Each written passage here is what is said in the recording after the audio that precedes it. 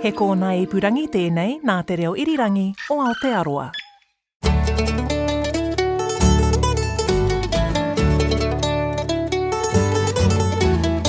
No mai, whakaronga mai, ki te aotai whanau, welcome to Country Life. I'm Sally Round. Lovely to have your company. I'm Janina Schwanica. Today, we learn about the art of the auction at the Fielding sale yards. And we head off to the Canterbury Plains and inside one of Fonterra's huge dairy factories to find out how cream cheese is made.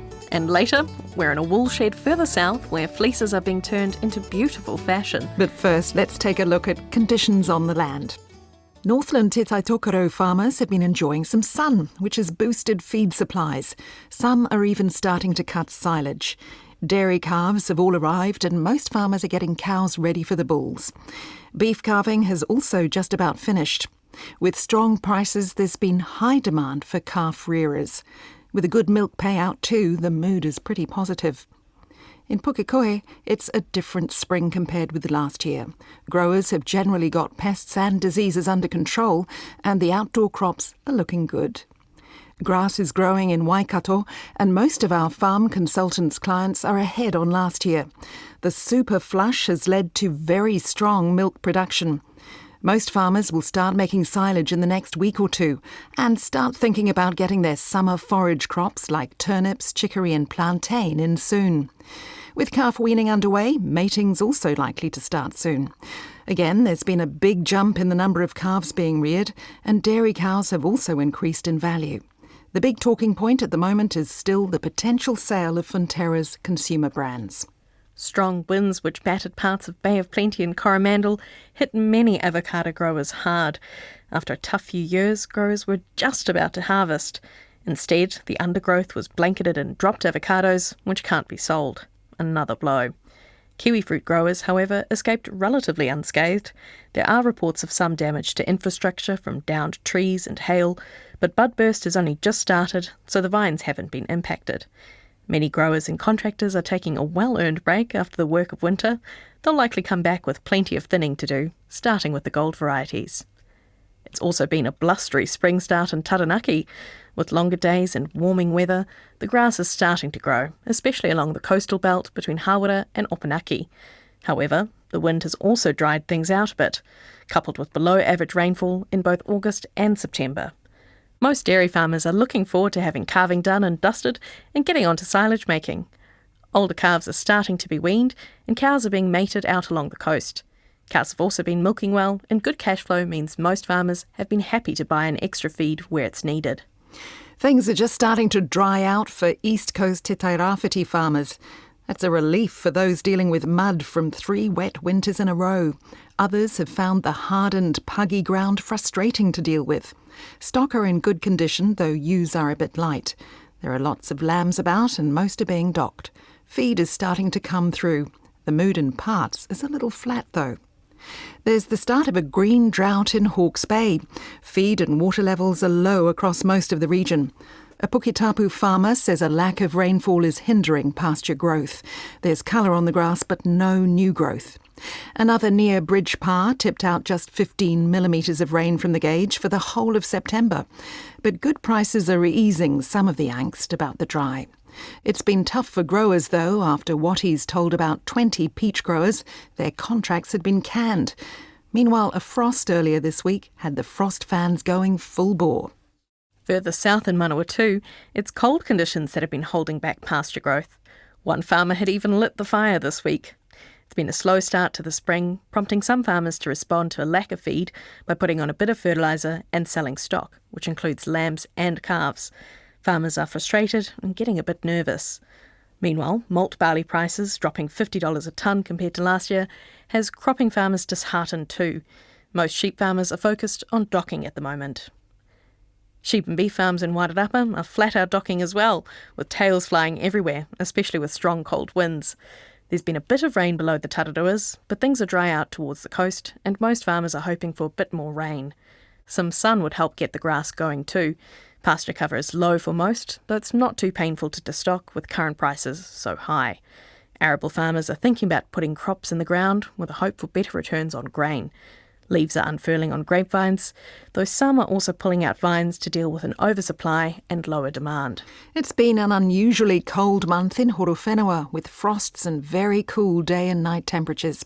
Things have just started to warm up this week, but most crops are a good 2 to 3 weeks behind. One asparagus grower warns it'll likely be an extra short season this year, so get in quick. Prices for growers are reasonable, but the market's softening as supply picks up, particularly in the north. Over in Tasman, Te Tai o Aorere, many farmers are still busy with recovery following the winter's flood events. While ground conditions are better, many are waiting for machinery and money to get things done. People are okay, though warmer weather would certainly help lift the mood. Grass growth has been a bit slow due to the cold, though it's starting to come away now. Hops growers have been trying to recover some of their gardens, but there's not likely to be much growing because of the floods. Cold nights in Marlborough have had grape growers on frost watch as buds on Chardonnay and Sauvignon Blanc vines start to burst. It's been a tough and uncertain time for the industry, with tariffs and a surplus of grapes last harvest. Strong winds have also sapped much of the soil moisture. Sheep and beef farms around the region are still looking good, but some rain would be welcomed. Dairy farmers on the west coast are stoked with how things are going. One farmer in the Arahuda Valley had half a dozen cows left to calve and was busy milking, with mating another week away. He's looking to speed up his stock rotations though, as cold conditions have slowed grass growth. He says willow leaves starting to turn green are a good sign. Cold and windy conditions across Canterbury Waitaha have also been disruptive. A Scargill farmer had to push back tailing over 3,000 sheep when it started snowing. He's about 3/4 of the way through now, though. Most have finished lambing, but it's possible some will have taken a hit. Meanwhile, farmers are all talking about the growing dry conditions, with wind whipping away what little rain they've had. Irrigators have started early, and that's despite a few being brought down in strong winds. Feed is tight, but beef and lamb prices are good, so the mood is still okay. Grape growers around the Waipara Valley also had the frost fans going this week. Farmers in Otago are counting every blade of grass at the moment, with cold conditions and a few snow flurries of their own. A Balclutha farmer says he's still a week or two away getting the crops into the ground, as temperatures are too cold. Stock have mostly come through the winter in good condition though. Soil moisture levels are fine. It's just warmer weather that's needed to get the grass growing. Murihiku's Southland farmers also had a bit of unexpected snow, though the sun was out when we spoke to a dairy farmer near Bryden. He says while the last few days of September were an improvement, overall the month was worse than last year when it came to growth. For 3 weeks no one grew anything, and most was struggling for feed, and there were plenty of feed trucks moving around. Calf mortality rates were also higher, likely from exposure to cold winds. Cows were milking better than last year, but about a week behind. This is Country Life on RNZ National 101 FM. Auctioneers and livestock agents play a vital role in helping farmers buy and sell the right stock at the right time for the right price. I went along to the Fielding sale yards on one of their busiest days to learn more about what the role involves.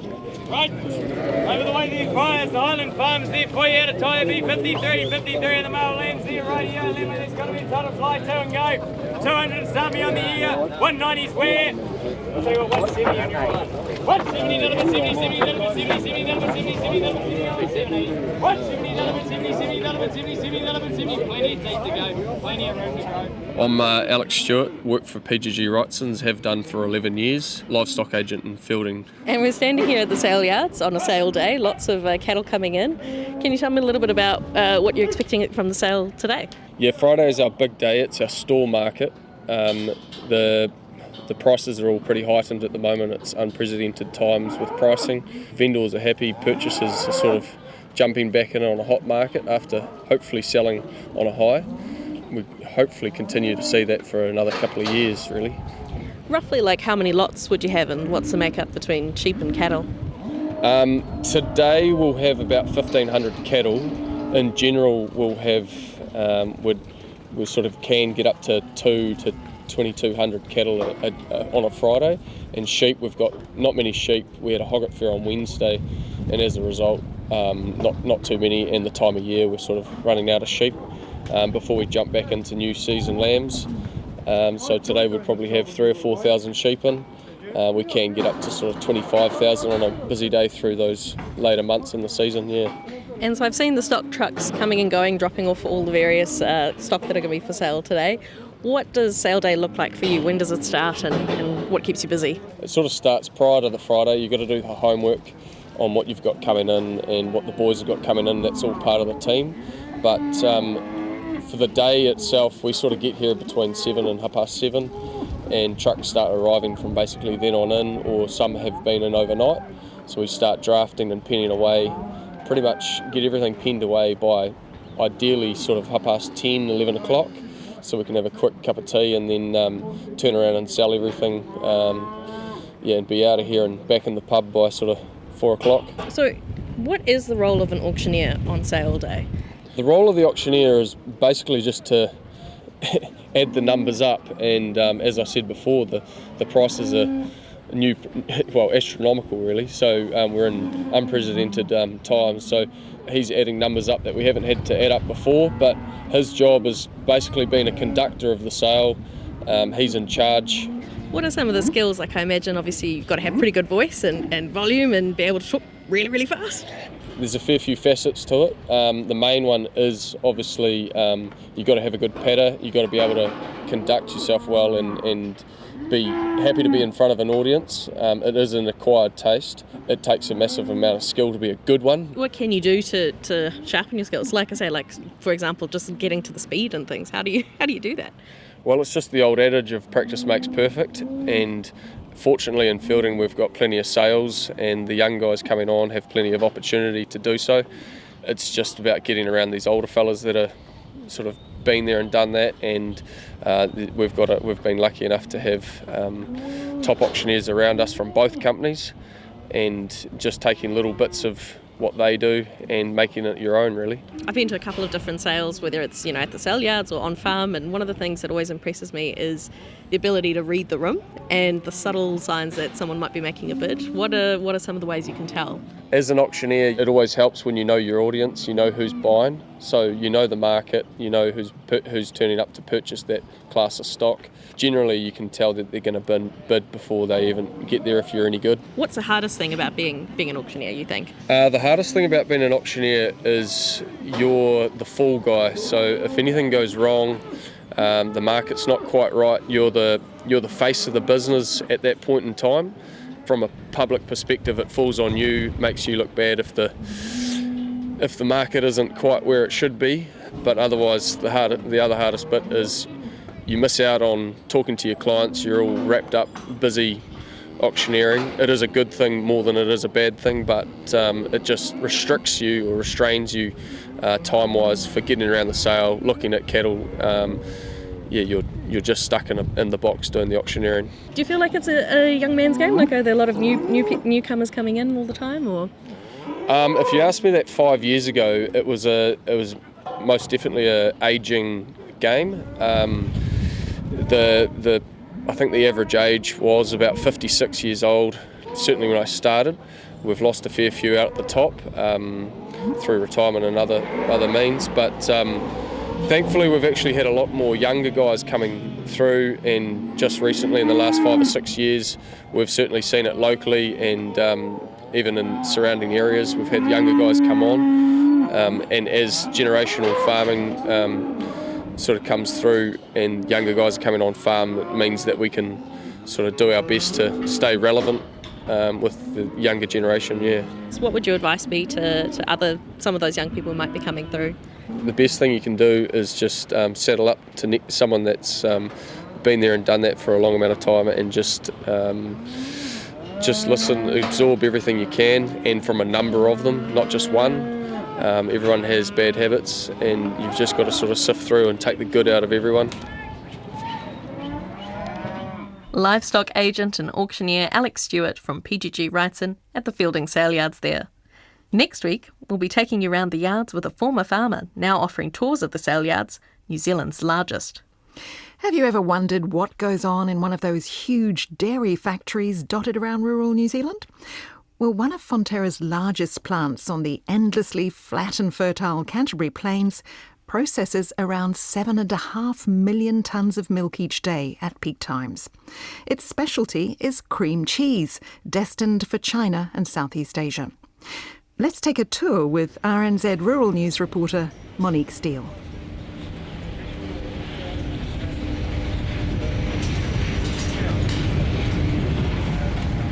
Strong gusts lash the brave out on farm in stormy Darfield today. The small Selwyn town is known for its meat pies, the fewer than 4,000 hearty folk who call it home, and the hard-to-miss Fonterra dairy factory. The factory employs around 330 people and collects milk from farms all over Te Waipounamu, making around 270,000 tonnes of milk powder and cream cheese each year. Here to show me around is the plant's cream cheese manager, Matt Smith. Darfield site's got a fleet of 44 tankers based on site, so we're picking up milk from right up to Murchison down towards Mackenzie Country and Ashburton. Rainy day here at Darfield, hey? Very grey here, maybe a bit windy's always a bit typical down here. Yeah. How's supply been so far this season? Yeah, look, we've had a really good start up across both the powder plant we've got on site and the cream cheese factory. So yeah, no complaints here. We're very happy. And milk's certainly ramping up, so we're coming up towards peak in a few weeks. And once we hit peak here at Darfield, we're processing about 7.5 million litres of milk a day through the 3 plants on site. Are you looking for more supply? Always, yep. No, always willing to take on more and see how much we can get through. Shaping up for probably a record season for us in terms of processing throughput, which we're very excited about. Enormous milk drying machines border the 3 plants running here, proving New Zealand's position as a global powerhouse of dairy, exporting more than $23 billion of it in the year to last June. China remains our top dairy market, taking more than a third of our exports, including cream cheese that Fonterra processes here in Darfield and at Te Rapa in Waikato. Right, so these big tanks, tell me more, what do they do? Yep, so looking at 2 very tall buildings. I'm going to stand here and block some wind. Try to. Yeah, so we're looking at 2 very tall buildings. We've got dry 1 on the left and dry 2 on the right. So dry 2 is the largest whole milk powder dryer in the world, so making about 33 tonne an hour of whole milk powder. D1 slightly smaller, 16 tonne an hour. The Darfield factory opened in 2012, first producing milk powder. 6 months later, it added cream cheese to the mix.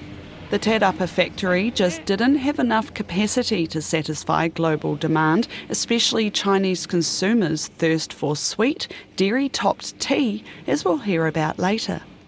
The Darfield plant is making a whopping 100 tonnes of cream cheese each day. How has the site changed over the years? Yeah, well, when the site was first built, there was just dry 1, then we followed it the very next year after with dry 2. And then in 2018 we built the cream cheese factory, which we're about to go into.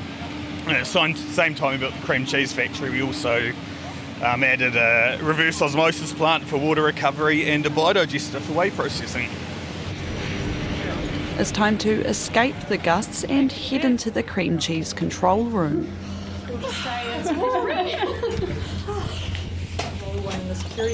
I should point out my trophy cabinet as we walk through. So we're very proud of our trophies. And we won Champion Fresh Unripened Cheese at the Cheese Awards last year. It's 2025 in the middle. And some previous cheese awards. Yes, and a few previous awards. So very proud that we, despite making a lot of cheese, we still have stuff that tastes fantastic and wins some of those national awards. But I noticed your Anchor's going to be the winner. Does that mean next year's maybe a no? No, so that's Anchor Food Professional, so that's our food service brand, which we are keeping. Nice. Taranaki-born Matt has been with the co-op for more than 15 years, since starting in the graduate program, and he's enjoying his near decade at Darfield. So this is a red line, so we're going to go over this and then going to put overalls on and hairnet and stuff. Yep. So the idea of sitting down is sit down, kick your boots off and shoes off and swing over. Yep. And then put your shoes somewhere you'll remember on the way out. Cool.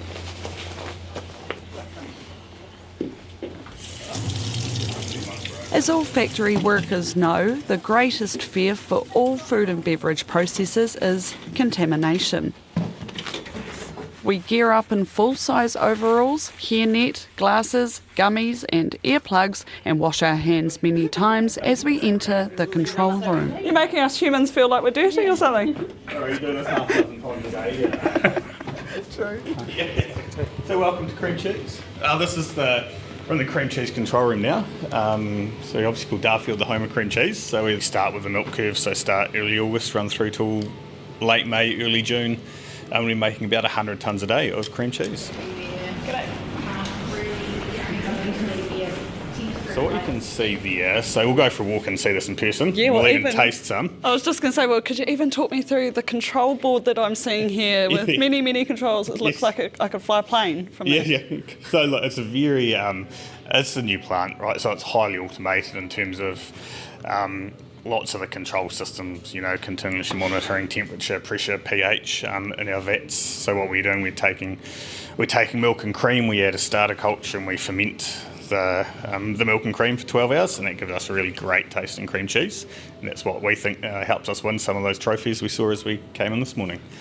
And what you're watching there, so that's hot filled cream cheese. Cream cheese is hot when we fill it, so it's about 75 degrees, filling it into 20 kilo cartons before we put it through the rapid chill.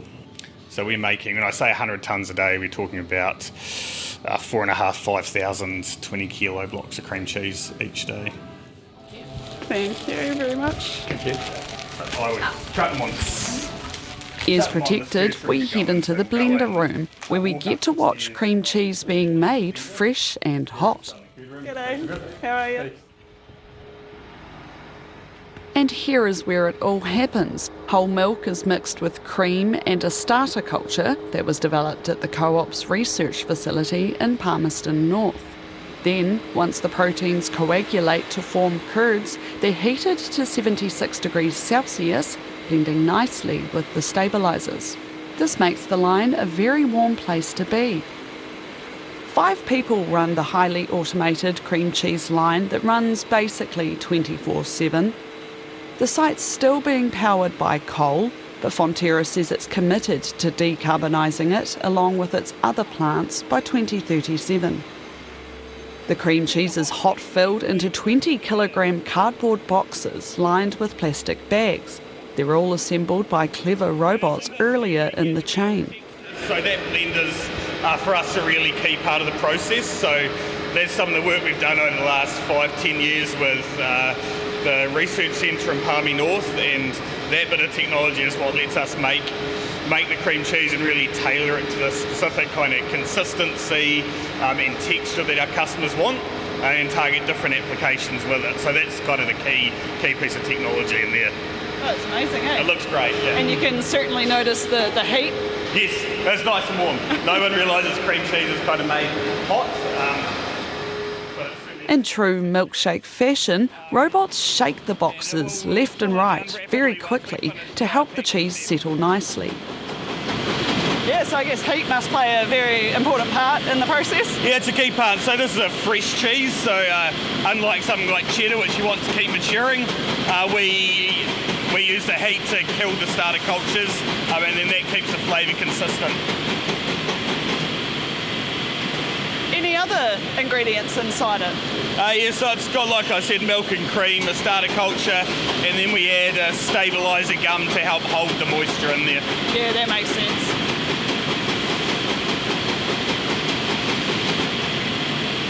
It's quite mesmerising to watch, if you ask me. Very therapeutic. Yeah.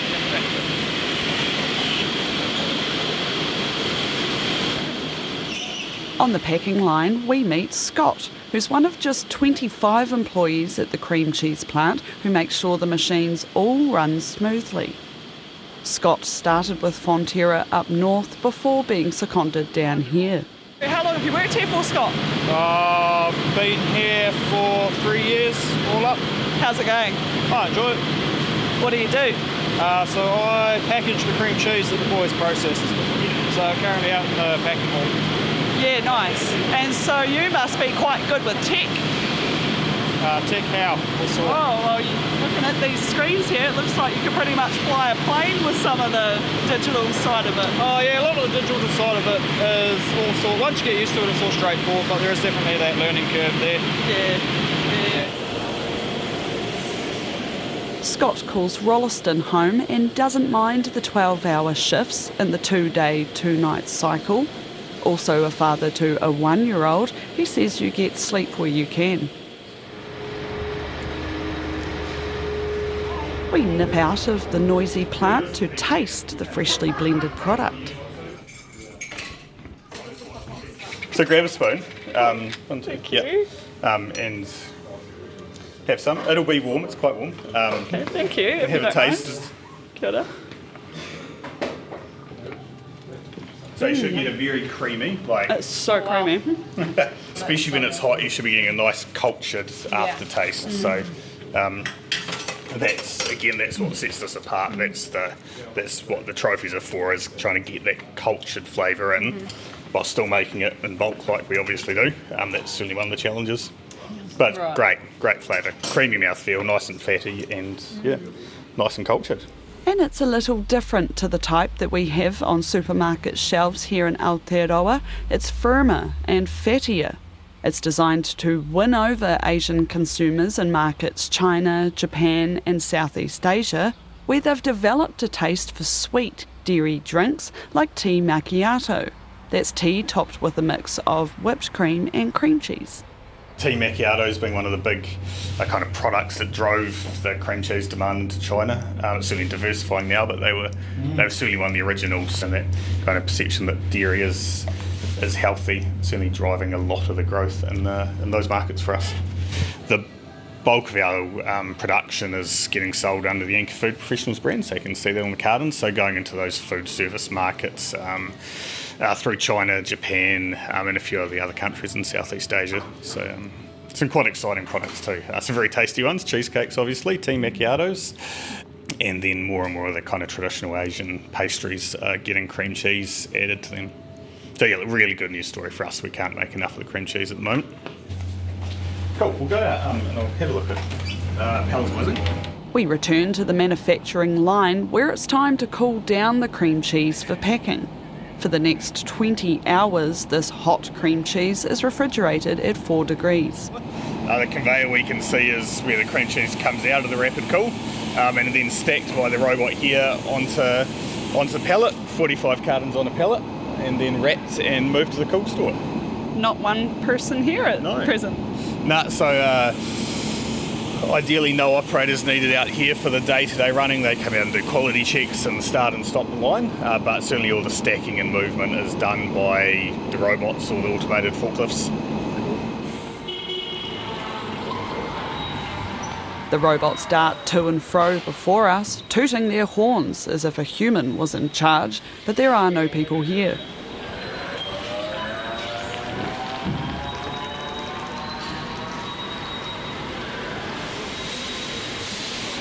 Isn't that incredible?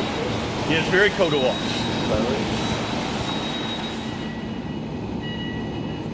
The robot slowly makes its programmed path up to the pallet of cream cheese. Long metal arms extend to hoist the pallet loaded with 45 cartons and stack it with the others. Is it fair to say this is one of the more high-tech sites you have across the co-op? Being one of the newer sites, certainly probably one of the higher levels of automation in the packing palletising area. But in saying that, robots like this are common across pretty much all the sites now.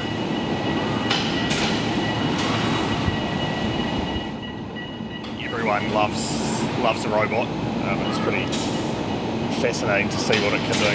And it's quite easy to think yourself, like a person stacking that, what it would take and kind of the risk of injury and stuff versus being able to get it nice, perfectly square sides, very consistent and no risk of hurting anyone is a real win. Beyond this, the dry and cool stores.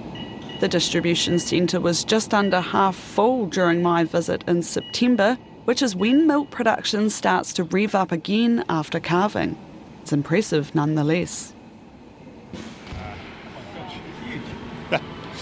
So this is, we're just walking into the dry store now, so obviously storing a whole heap of whole milk powder. And then down through the far end we have the cool store. Just whole milk powder stored here, and at capacity this is storing about 70,000 tonnes of whole milk powder. Around 1,000 tonnes of whole milk powder is also made each day. There are forklifts here too, zipping around a maze of thousands of pallets stacked so high and oh so perfectly.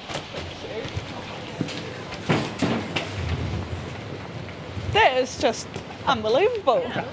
It's like pallets as far as the eye can see. Yeah, it's very impressive. Yeah, it's really helps give a bit of perspective of the scale of what we're kind of doing here in terms of 300,000 tonnes a year of powder and cream cheese. It really is a huge volume. Yeah, dead right. And you want more? Yeah, of course. You got capacity? Yeah, we're constantly optimising the process. Cream cheese in particular, we've managed to kind of uplift the capacity by about 20% with no real capital spend, which is great news for us and the farmers. And likewise, powder, continuously optimising to try and get more milk through. Matt Smith at Fonterra's Darfield plant, ending that story produced by Monique Steele. Hello, my name's Hamish. I do quail eggs. You're listening to Country Life on RNZ National. Now we're heading to Charlotte and Hamish Bell's farm at Cattle Creek in South Canterbury. A few weeks back, Cosmic Kentish Barnes went there to find out how the couple are adding value to the wool clip.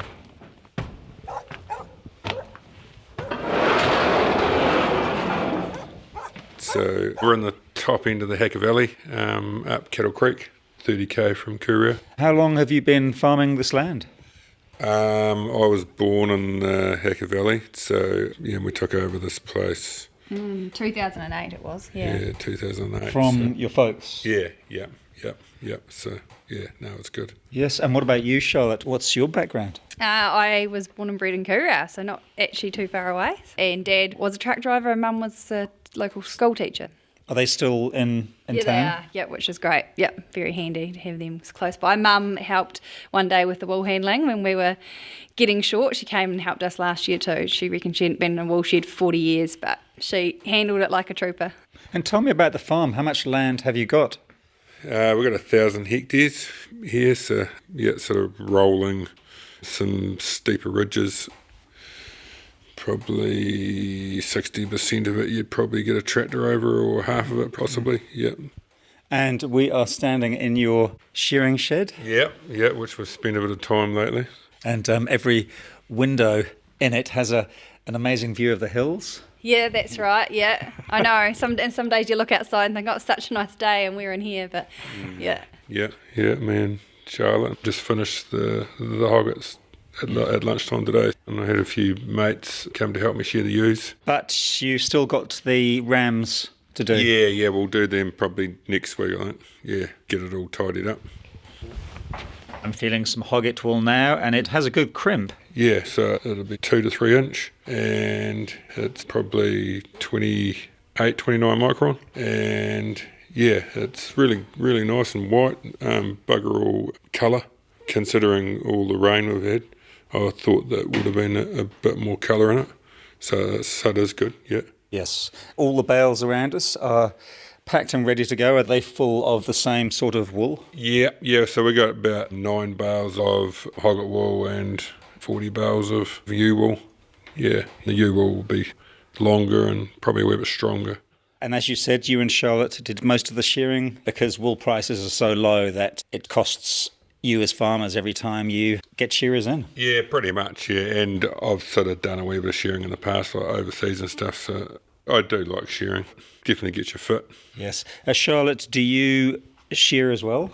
No, I just do the wool handling, yeah. So it was quite a good opportunity. We actually taught the girls to do it. So they did it on Sunday by themselves. They pressed, penned up and did the wool handling while Hamish ashore. So that has been a good opportunity that's come out of it to teach them. How old are your girls? 9 and 11. And I saw on your Facebook page, Charlotte, that you've done all the scanning? Yeah, that's been done a few weeks ago. We'll do the hoggets this weekend actually. But yeah, no, we're happy with that. We had a good autumn though, so that helped, so it was good, yeah. What sort of percentage are you looking at? about 180. Lovely. Now, tell me about the sheep, because they're Romneys, but you've crossed them with another breed, haven't you? Yeah, a snowliner, so we get them from John McDonald over in Cromwell. So we just wanted something to fine up the wool a bit. They were getting out to sort of 35, 36 micron. And then these are 6 months shearing. Is that because they grow a lot of wool? Yeah, they just grow a lot of wool, and if you don't, they end up getting cast, and you end up losing quite a few. So for stock health, they grow a lot better without it. And Charlotte, what's so special about this wool?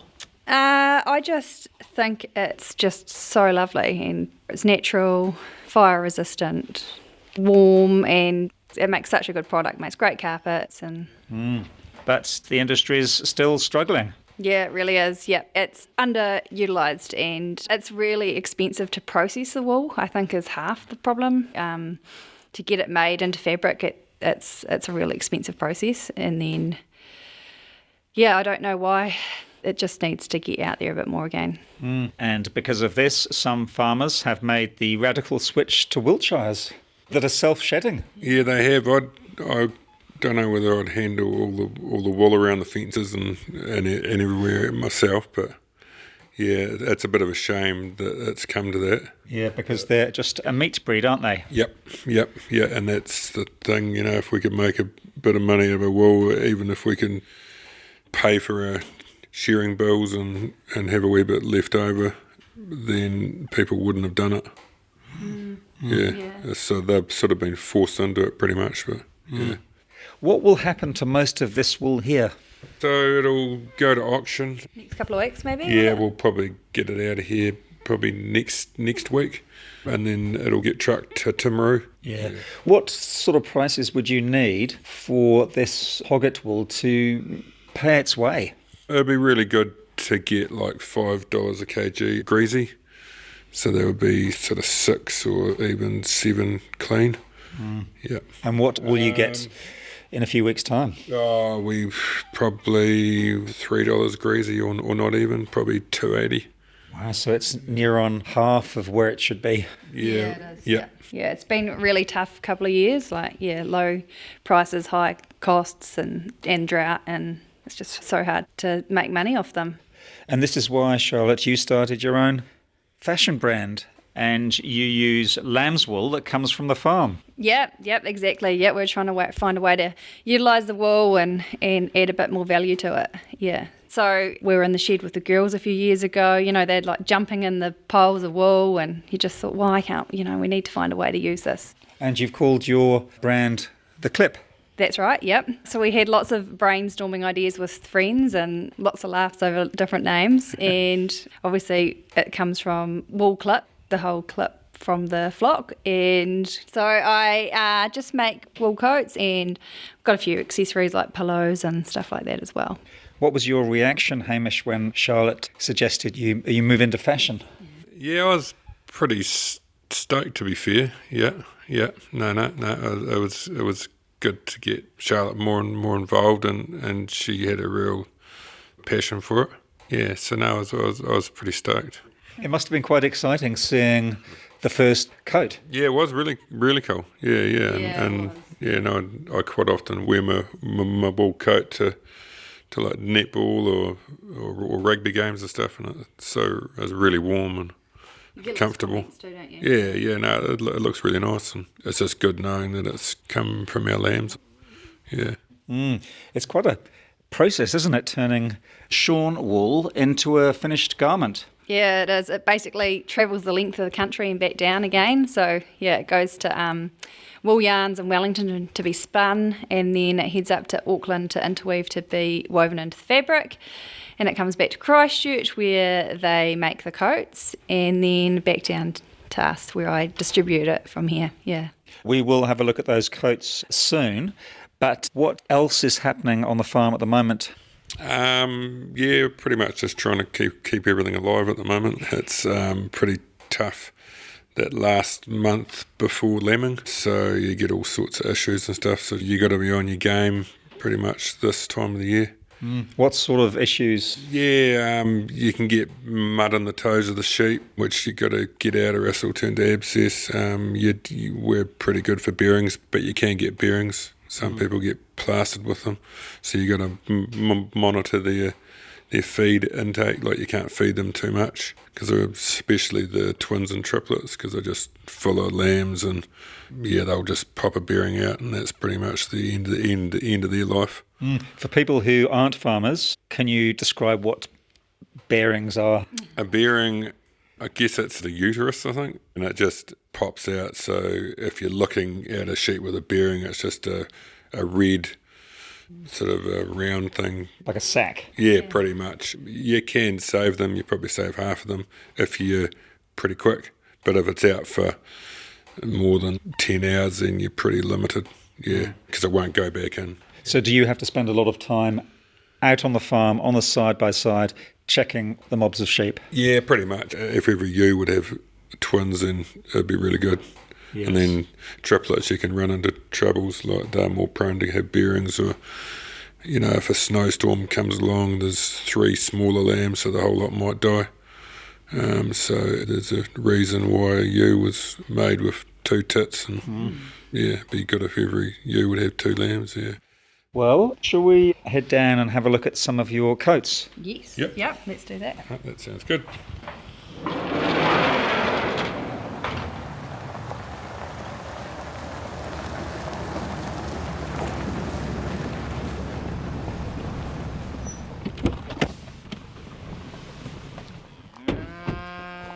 We have come back to your house, Charlotte, and you've got a pretty amazing view. How would you describe what we can see? Well, this is the Hunter Hills over in front of us, and then behind us we've got the Kirklestons. Yeah, we're just lucky to have such a cool view and no neighbours to be seen. We can't see any other houses. No, we can't. No.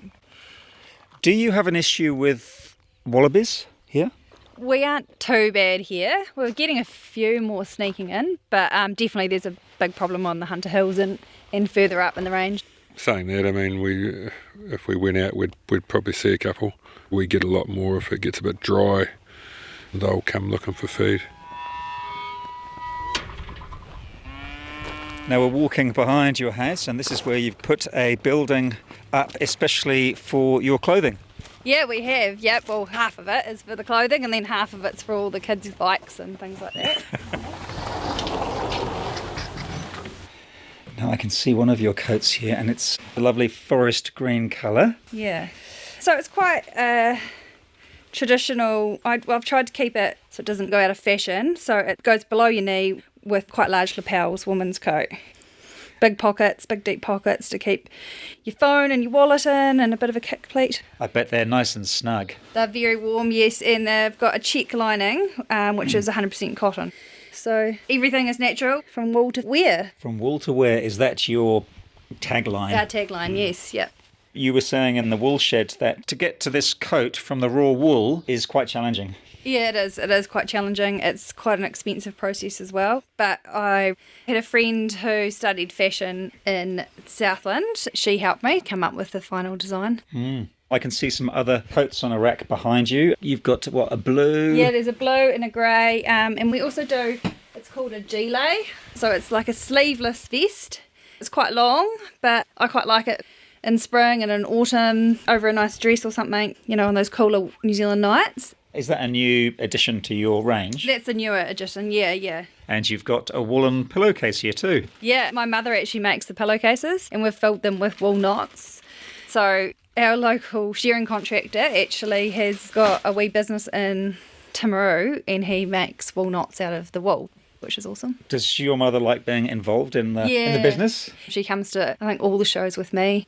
Dad's awesome too. He helps pack up and unpack for the shows, and they love wearing their coats. Are you talking about AMP shows? AMP shows, the Geraldine Fate, yeah, the Wanaka shows, one of my favourites. Love it over there. So we still get heaps of people buying them online, but it's awesome to get in front of them and for them to try them on and to feel them. And often, if they don't buy them on the day, because it is something that you probably need to think about, you get the orders come through online. And you've got some of the men's coats here too? Yes, there are some men's coats in some boxes at the moment.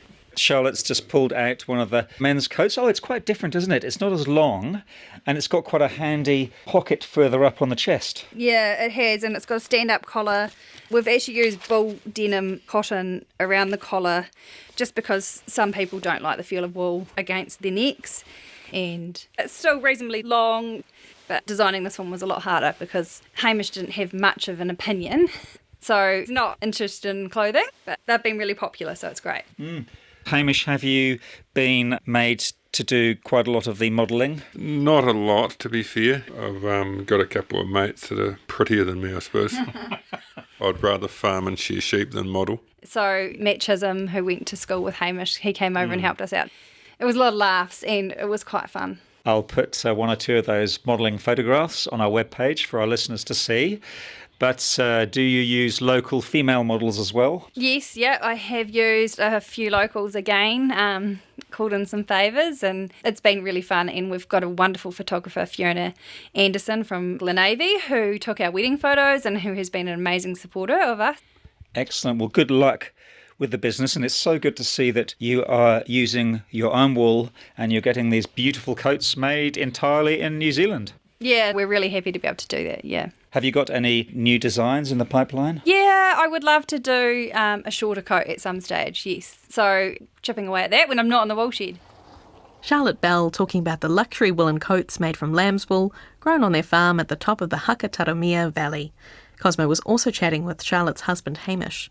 They sound quite nice, Sally. Wouldn't it be good to rug up in some lovely lamb's wool this time of year? Yeah, and it's still pretty chilly, isn't it? It's still time to wear coats this season. Definitely. I've always been taught it's best to buy out of season as well. You know, spring, buy for the next winter, next year. Good idea, and some lovely colours there too. Some spring pink, maybe. Definitely.